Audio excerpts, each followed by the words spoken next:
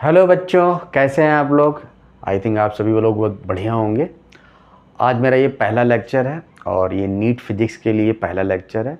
Actually NEET के बच्चों के लिए तो है ही। अब ये क्लास 11th के बच्चे भी इसको प्रमोट कर सकते हैं, देख सकते हैं और सीख सकते हैं। Theory as well as numerical दोनों ही चीज़ें हम कवर करेंगे। 11th के बच्चे इसको ज़रूर देखें।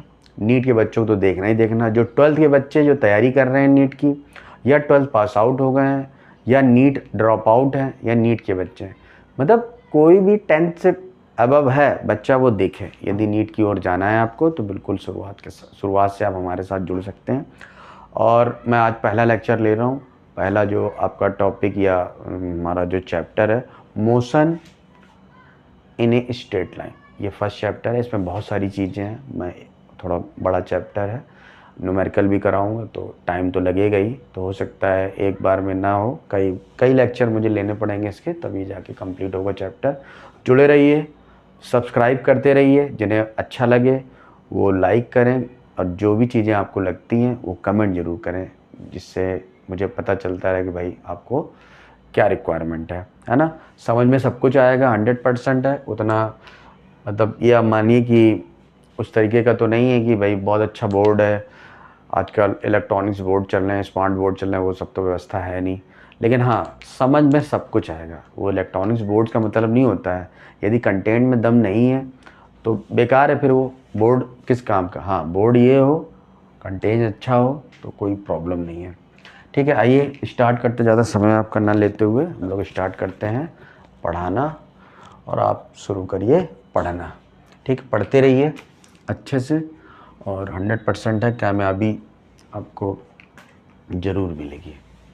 ठीक है, चलिए स्टार्ट करते हैं आज का लेक्चर। पहला जो आपका टॉपिक है मोशन इन स्ट्रेट लाइन में, वो ये है रेस्ट। पहले आप एक बात समझिए, मोशन इन स्ट्रेट लाइन का मतलब समझिए ना, चैप्टर में क्या है। हम स्ट्रेट लाइन मतलब एक सीधी रेखा में जो भी हमारा ऑब्जेक्ट मूव कर रहा है ना, वो एक्स एक्सिस में हो या वाई में हो या जेड में, एक सीधी रेखा में यदि जा रहा है तो हम कहेंगे भाई मोशन कहाँ हो रहा है, स्ट्रेट लाइन में हो रहा है। ठीक, इस पे ही हम लोग चर्चा करेंगे पूरे चैप्टर में। आइए देखते हैं पहला जो आपका टॉपिक है रेस्ट, और दूसरा टॉपिक है इसके साथ में पढ़ाते हैं मोशन। ठीक है, आई थिंक सभी को विजुअल होगा चीज़ें। तो रेस्ट और मोशन पे चर्चा करते हैं। कोई ऑब्जेक्ट यदि हमारा रेस्ट पे है और कोई ऑब्जेक्ट मोशन में, इसको समझिए, समझने का टेक्निक होना चाहिए। कोई बॉडी है, मान लीजिए कोई ए पार्टिकल है और ये यहाँ पे है। ठीक है, और आफ्टर सम टाइम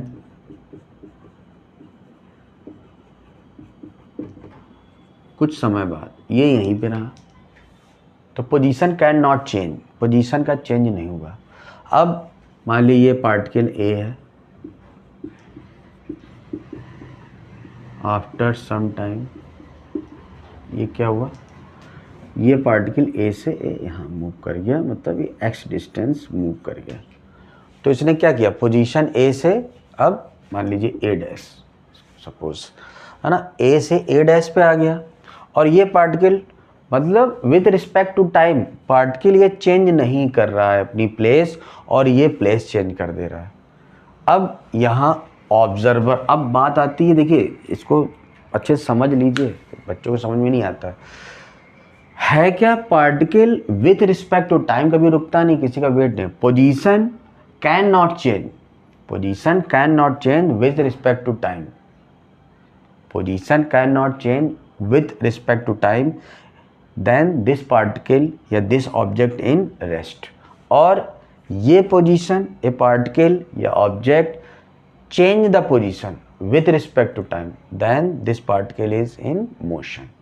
अभी ये कंप्लीट नहीं है डिफिनेशन, है ना, इसमें समझना बाकी है। बहुत सारे बच्चे यहीं पे लिख के, अब देखिए हम पढ़ रहे हैं नीट के लिए, तो 100% वो सीधी सीधी चीज़ें तो आएंगी नहीं, कुछ ना कुछ तो टेढ़ा मेढ़ा होगा ही। टेढ़ा मेढ़ा पढ़ लेते हैं अब थोड़ा सा। टेढ़ा मेढ़ा ये है, मान लीजिए आप ट्रेन में जा रहे हैं, ठीक है, और ट्रेन में सामने पिताजी बैठे हैं और आपका दोस्त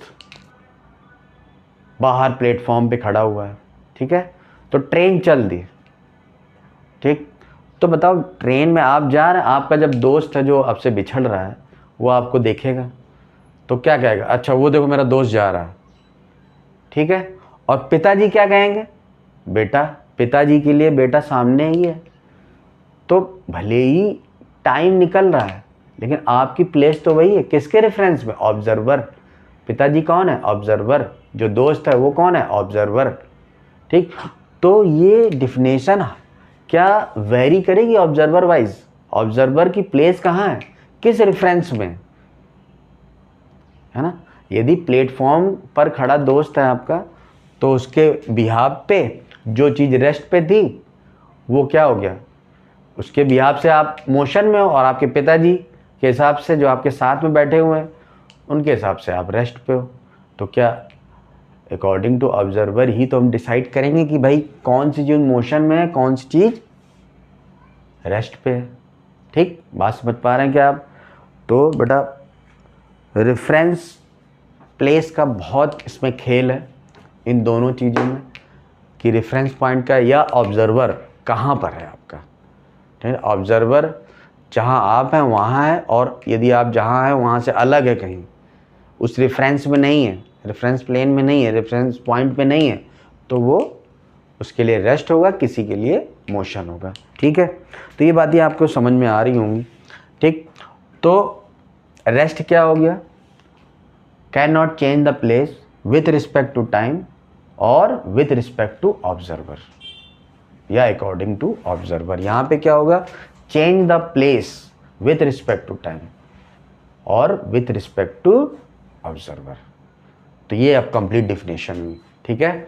मोशन में जो चीज़ है वो अकॉर्डिंग टू ऑब्जर्वर है, और रेस्ट पे भी जो ऑब्जेक्ट है वो अकॉर्डिंग टू ऑब्जर्वर ही हमें बताना है, ठीक। अब एक बात बताओ, एक चीज़, एक क्वेश्चन बनता है नीट में कि एब्सोल्यूट रेस्ट और एब्सोल्यूट मोशन होता है, होती है ऐसी कोई चीज़, कोई चीज़ कभी भी रेस्ट पे, मतलब कुछ भी हो जाए, मतलब प्रेडिक्शन करना बड़ा मुश्किल है कि कोई चीज़ आपकी रेस्ट पे है और कोई चीज़ मोशन में, मतलब कैसे। अब मान लीजिए आप कहेंगे अरे भाई हम अर्थ में हैं, कहीं पे खड़े हैं, मेरा दोस्त है, भले वो जो ट्रेन से जा रहा देख रहा है आपको, तो उसके लिए तो आप भाई मूविंग कंडीशन में, जो दोस्त साथ में खड़ा है उसके लिए आप रेस्ट पे हो। लेकिन एक बात बताओ, यदि अर्थ भी तो मूव करती है, बोलो करती है कि नहीं, अर्थ भी तो मूव करती है। अब अर्थ आप छोड़ दीजिए, अर्थ से ऊपर चले जाइए, रॉकेट की व्यवस्था करिए और ऊपर चले जाइए। अब ऊपर से जाके झांको तो आपका दोस्त क्या है भाई, अर्थ मूव करती है भाई, अर्थ मूव कर रही है अराउंड टू सन, तो उसका मूव कर रहा है। अब अर्थ पे भी आप रेस्ट पे नहीं हो, है ना, अर्थ पे आप रहो तो रेस्ट पे नहीं हो। अब आप स्पेस में चले, अर्थ घूमती हुई नज़र आ रही है। तो कोई भी चीज़ जो मोशन में है और जो रेस्ट पे, एब्सोल्यूट नहीं हो सकती, ठीक है। तो आपका एक स्टेटमेंट इसमें आप लिख लीजिए कि भाई nothing is at absolute rest, nothing is absolute at rest और मोशन। बड़ी इंपॉर्टेंट लाइन है, इस पे सवाल बनते हैं। Nothing is absolute at rest और मोशन इन दिस यूनिवर्स, ठीक है, in this universe at absolute rest.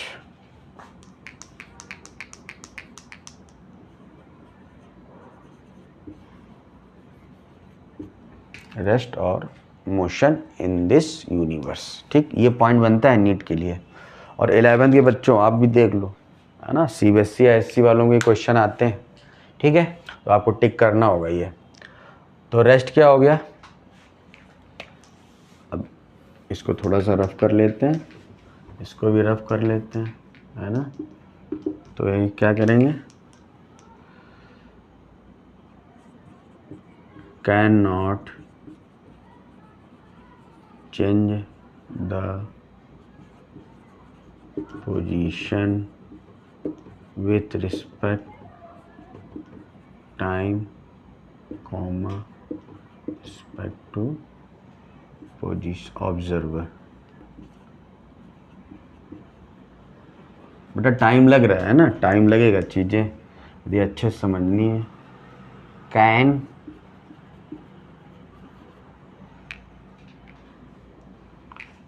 Change the position with respect to time comma with respect to observer.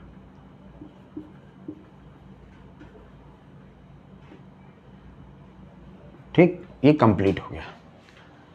Rest can not change the, या लिखो object,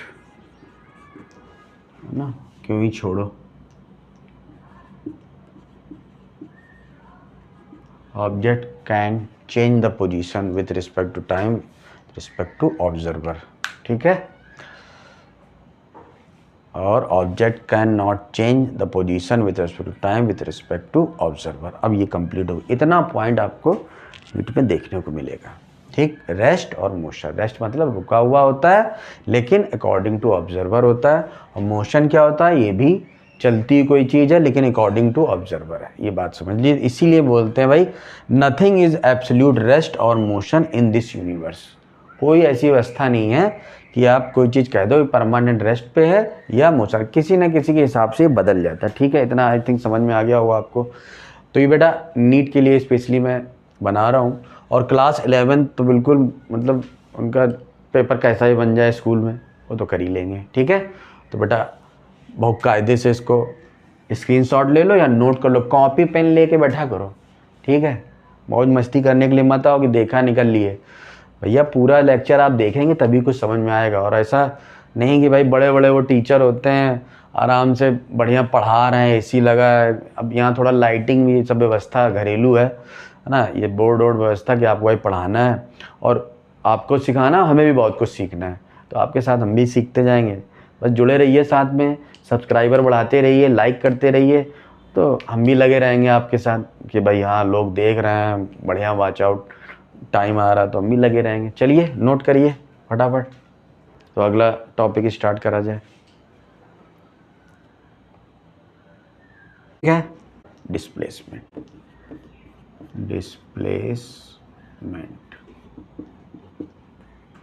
distance और displacement. ठीक, शुरू करते हैं, एक साथ पढ़िए। चलो,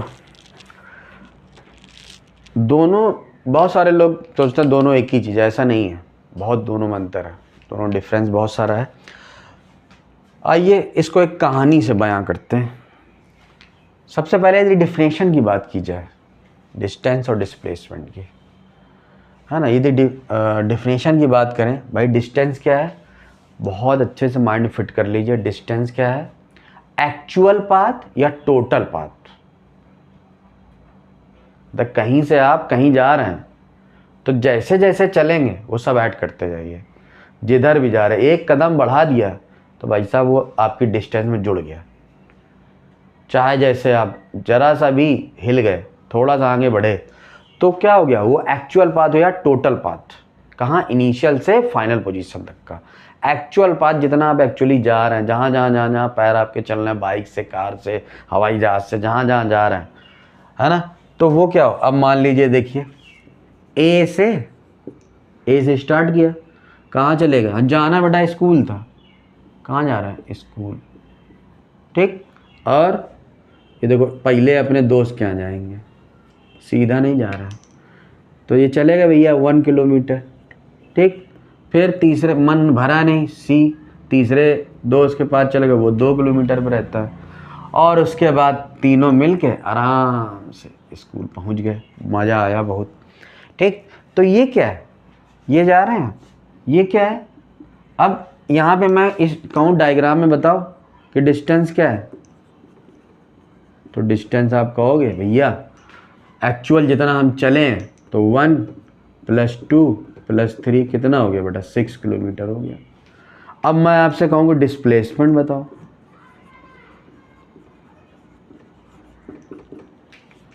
बहुत कायदे में समझ लो, डिस्टेंस क्या होता है? एक्चुअल पाथ जो हम चल रहे हैं। और डिस्प्लेसमेंट क्या है? बहुत महीन जानकारी दे रहे हैं।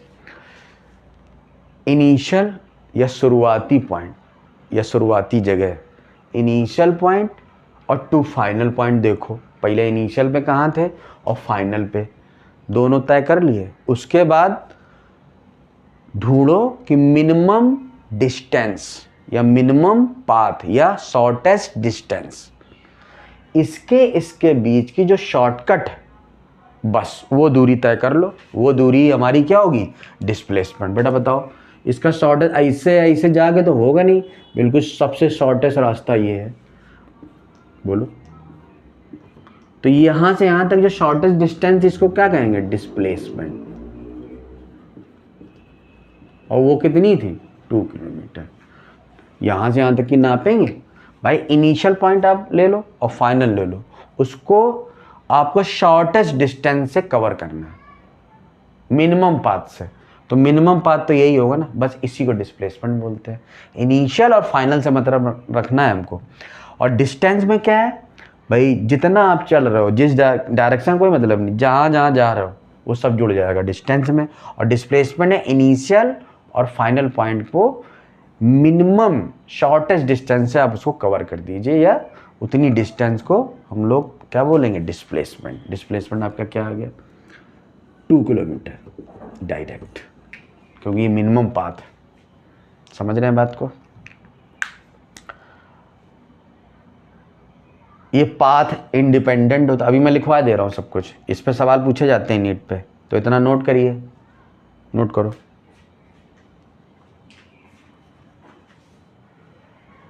क्या बात समझ पे आ रहे हैं? डिस्टेंस क्या है? एक्चुअल पाथ या टोटल पाथ आपका, जितना आप चल रहे हैं। और डिस्प्लेसमेंट क्या है? इनिशियल और फाइनल के बीच की मिनिमम डिस्टेंस या आपकी शॉर्टेस्ट डिस्टेंस। ठीक, इसको हम लोग क्या बोलेंगे? डिस्प्लेसमेंट। ठीक है, आई थिंक आपको समझ आ गया होगा। चलो चलो भाई, उस पार चलो।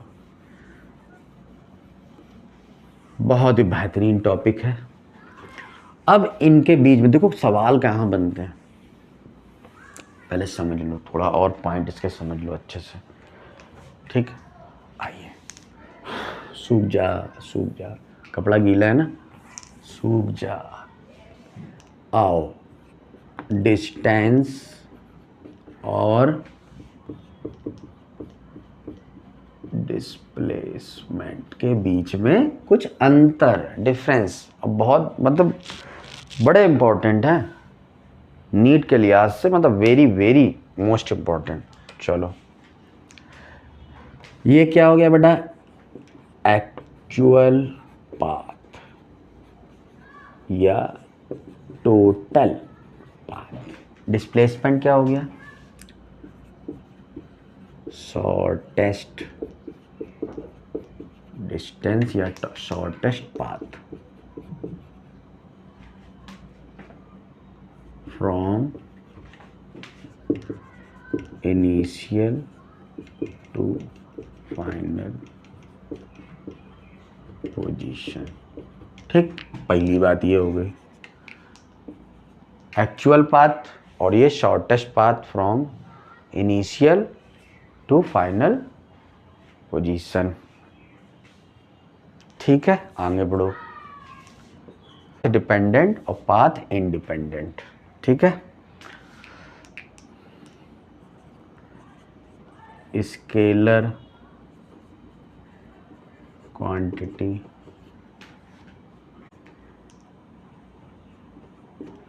Positive, negative, zero, positive. ठीक, और एक पॉइंट,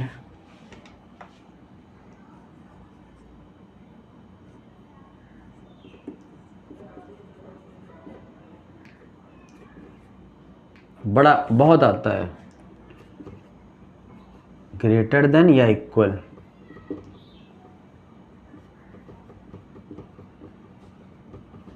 बात समझो, डिस्टेंस या तो डिस्प्लेसमेंट के इक्वल हो सकती है या उससे बड़ी होगी, कभी भी उससे कम नहीं हो सकती। ये 100% है। आप खुद सोचिए, ऐसा कभी हो सकता है कि डिस्टेंस जब निगेटिव ही नहीं हो सकता कभी भी, ये तो निगेटिव भी हो जाएगा। बताइए, पॉइंट यदि मान लिया जाए करेक्ट है, अभी मैं इसको प्रूव भी कर दूंगा न्यूमेरिकल से, तो ये इतने पॉइंट भी आप याद रखते हैं ना। ये क्या है, डिस्टेंस एक्चुअल पाथ या टोटल पाथ, ये shortest path from initial to final position. Path dependent होता है और पाथ इंडिपेंडेंट होता है। ये स्केलर क्वांटिटी होती है, ये वेक्टर, ये यूनिट इसकी क्या होती है, मीटर, और इसकी भी मीटर। डिस्टेंस क्या होता है, जीरो भी हो सकता है, पॉजिटिव हो सकता है, ये निगेटिव भी हो सकता है, जीरो भी हो सकता है, पॉजिटिव। और ये में इस पे सवाल आए हुए हैं आपके पहले भी नीट में। डिस्टेंस बड़ा होगा या इक्वल हो सकता है डिस्प्लेसमेंट, कभी निगेटिव नहीं हो सकता, कम नहीं हो सकता। ठीक है, इतनी बात आई थिंक आपको क्लियर हो गई होगी। इसमें कोई क्वेश्चन बनना हो तो आप कमेंट करिएगा, मैं आपको उसका जवाब। एक और बात बता दें आपको, मैं शॉर्ट में आपको न्यूमेरिकल दे ही रहा हूँ। अभी डिस्टेंस और डिस्प्लेसमेंट में बहुत सारे न्यूमेरिकल मैंने रिलीज़ किए हैं अपने शॉर्ट में, उनको भी देखते रहिए। Equally important, very very most important 11th के लिए और नीट दोनों के लिए है ना। ऐसा नहीं है, आजकल 11th में भी अच्छे सवाल पूछे जाते हैं अच्छे स्कूलों में, तो मतलब उसका कोई क्राइटेरिया नहीं है। अब नीट और अभी मान लीजिए IIT पहला पेपर होता है ना, वो इक्वली मानिए आप, तो अच्छे से तैयारी करिए। नीट के बच्चे हों या IIT की, सभी लोग रिफ़र कर सकते हैं। चलिए, पहला क्वेश्चन है, क्या क्या हुआ कि भाई हम कहाँ गए, A से B गए और B से C गए। ये मान लीजिए 30 किलोमीटर है और ये 40 किलोमीटर है। ठीक, पहला। दूसरा, A से B गए और B से C गए और C से फिर B आ गए, तो क्या हो गया, ये 30 और ये 30 और ये भी 30, D हो गया। ठीक, अच्छा, ये बात ये यहीं पे ही आए वापस, मतलब इसी पे ही वापस आ गए। ये मानिए सीधा नहीं, आप कंफ्यूज हो जाओगे, बी पे ही वापस आ गए। ठीक है, अब इस पे बताओ डिस्टेंस कितनी होगी। तो आपको पता है जितना चलेंगे, पहले ए से बी गए, बी से सी गए, तो कितना हो गया, 30 + 40 70 किलोमीटर। डिस्प्लेसमेंट कितना हुआ, चलिए डिस्प्लेसमेंट बताओ। डिस्प्लेसमेंट बेटा कितना हुआ, ए से बी गए और बी से सी गए। अब इनिशियल यहाँ पे ये सी है, इसकी शॉर्टेस्ट डिस्टेंस क्या होगा बेटा, ये तो इतनी ही होगी ना, यहाँ से और कोई शॉर्टकट बन ही नहीं सकता। तो इसका क्या मतलब, डिस्टेंस जितनी होगी उतना ही होगा, और कोई चॉइस ही नहीं है। बताइए, ए से सी जाना शॉर्टेस्ट क्या है, बिल्कुल सीधा ही तो जाओगे, और कहाँ जाओगे, ज़रा सा इधर उधर चलोगे तो तुरंत ही बढ़ जाएगी डिस्टेंस। शॉर्टेस्ट यही बनती है, जितनी डिस्टेंस है उतना ही डिस्प्लेसमेंट है। तो ऐसा हो सकता है, मैंने आपको नीचे लिखाया था डिस्टेंस = डिस्प्लेसमेंट, तो यहाँ से प्रूव भी हो रहा है। आगे बढ़िए, यहाँ पे बताओ, यहाँ पे डिस्टेंस कितनी होगी, ये 30 + 30 गए, बी पे गए, बी से सी गए, फिर सी से बी आ गए, तो फिर 30 जुड़ जाएगा, तो ये कितनी हो गई बेटा, 90 किलोमीटर। बोलो भाई, ए से पहले बी गए, बी से सी गए, सी से फिर बी आ गया, तो ये कितना हो गया, 90। अब यहाँ डिस्प्लेसमेंट बताओ,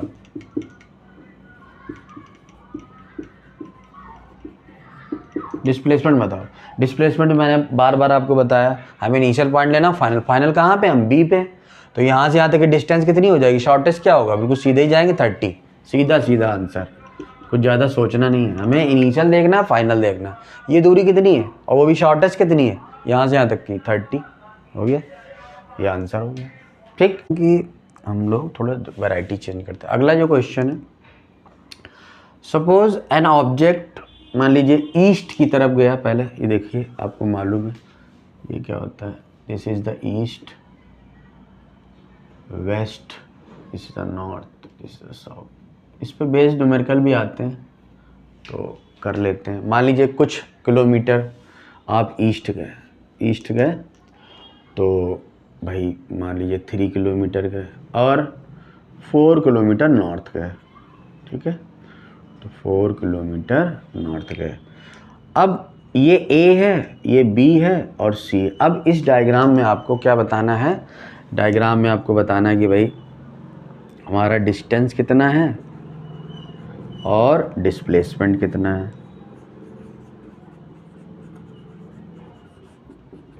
तो डिस्टेंस बताओ, A से B गए, B से C गए, एरो एरो बता रहा है ना, A से B गए, B से C गए, तो बड़ा क्या होगा, जोड़ दो, सिंपल है, 7 किलोमीटर डिस्टेंस। डिस्प्लेसमेंट क्या होगा, इनिशियल ये है, फाइनल ये है, इसकी शॉर्टेज डिस्टेंस क्या होगी, ये होगी। तो यहाँ से यहाँ तक की डिस्टेंस निकाल लीजिए, यदि ये 90 है तो पाइथागोरस लग जाएगा, ठीक, पाइथागोरस लगाइए। पाइथागोरस यहाँ पे लगाएंगे तो क्या आ जाएगा, √3 स्क्वायर प्लस 4 स्क्वायर, क्या आएगा 9 प्लस 16, तो आ गया 16 4 25, तो मतलब 5 किलोमीटर आ गया डिस्प्लेसमेंट। ये बेटा 5 किलोमीटर है। हमें बेटा यही तो पाथ निकालना है, बहुत सिंपल है, वेरी सिंपल, ठीक। अगला देखो, ऐसा हो, मान लीजिए ये है और यहाँ है, कार्टेशियन सिस्टम आप जानते हैं, मान लीजिए 2, 3 है और इधर 7, 5 है, ये A है और ये B है। यहाँ पे वैसे ज़्यादातर आपके डिस्प्लेसमेंट ही आएगा। A से B तक का बताओ कितना होगा डिस्प्लेसमेंट, बताओ।